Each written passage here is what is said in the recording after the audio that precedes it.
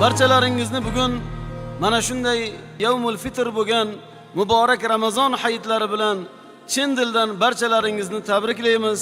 Alloh haq subhanahu va taolo bugungi bayramga Robbil Izzat taboraka va taolo va'da qilgan barcha xayr va barakalardan aziz xalqimizni Alloh jalla va alo munavvar aylab, fazilatlaridan, fayzlaridan, ilohiy nurlaridan ijobat aylasin.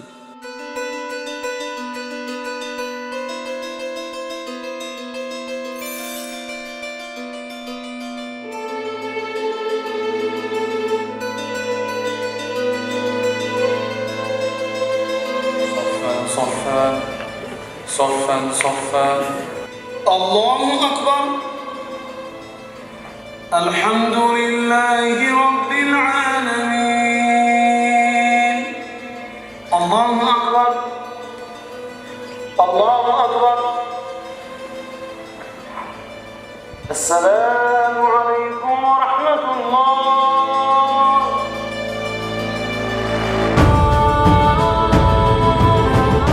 gohida bilib, gohida bilmasdan qilgan sag'ira kabira gunohlarimizni mag'firat aylagaysan.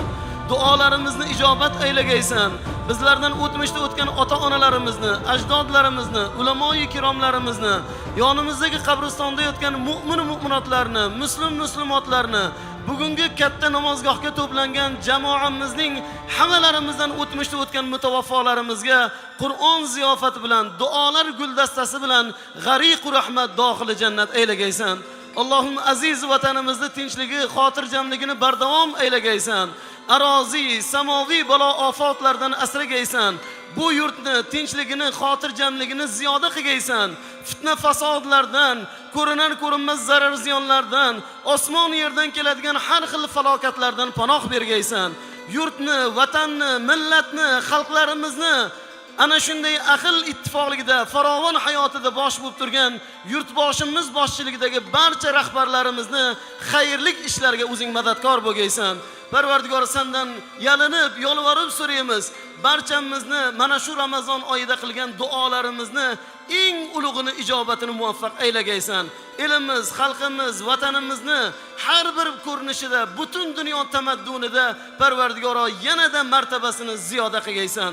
Robbana atina fid dunya hasana va fil oxirati hasana va qina azaban nar. Allohumma salli va sallim va barik alayhi bi rahmatika ya arhamar rohimin. Tabriklaymiz, bayramlar muborak bo'lsin. Alloh qabul aylasin.